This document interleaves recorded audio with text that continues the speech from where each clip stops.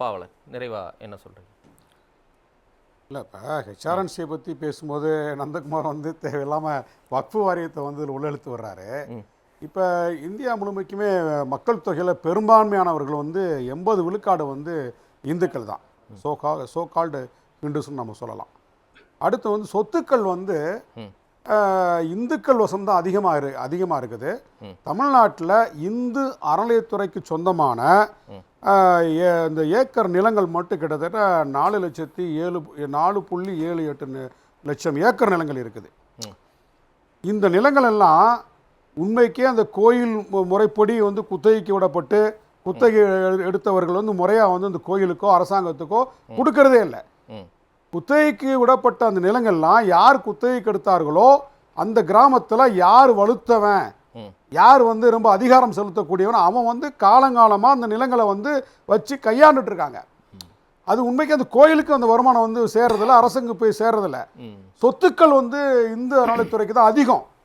ஒவ்வொரு துறையை ஒப்பிடும்போது நிலங்கள், வணிக வளாகங்கள், வாடகை வீடுகள்லாம் வந்து கோயிலுக்கு சொந்தமானது அதிகமாக இருக்குது. மன்னர்கள் காலத்திலேருந்தே அப்படியே வந்து கொடுக்கப்பட்டு இருக்குது.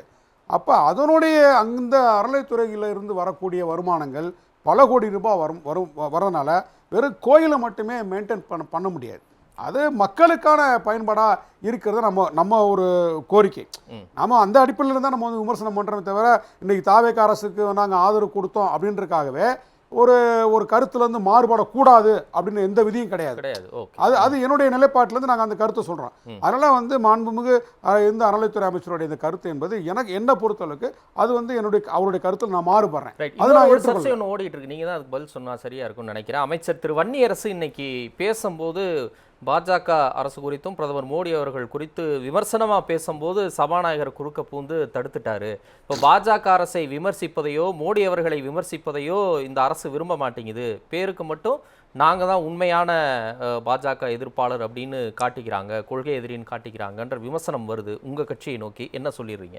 எப்போதுமே வந்து இந்த பாஜகவை எதிர்த்து நிற்பதில் நாங்கள் வந்து சற்றும் சளைக்காதவர்கள் இல்லை. உங்களை சொல்லலை, இந்த தாவேக அரசு நீங்கள் பேசும்போது குறுக்க பூந்து தடுக்கிறாங்க அப்படின்னு அவங்க மேலே வைக்கக்கூடிய விமர்சனத்தை நீங்கள் ஏற்கிறீங்களா இல்லையான்னு கேட்குறேன். இன்றைக்கு இந்த அவையில் நடந்தக்கூடிய அந்த விவாதம் வந்து வேறு தலைப்பு ஒட்டி போயிட்டு இருக்கு.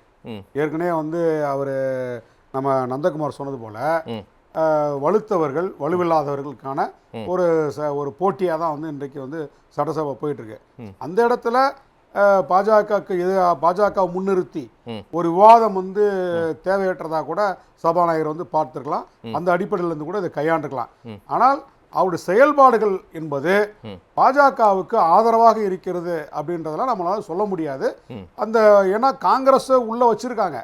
காங்கிரஸ் விசிகா இடதுசாரிகள் வச்ச ஒரு அரசாங்கத்தை உருவாக்கிய பிறகு பாஜகவுக்கு ஆதரவா தாவேக அரசு செயல்படும் அப்படின்றதுல நம்ம வந்து அப்படியே ஒரு சந்தேக கண்ணோட்டத்தோட இந்த அரசாங்கத்தை பார்க்க வேண்டிய அவசியம் இல்லை. சரி.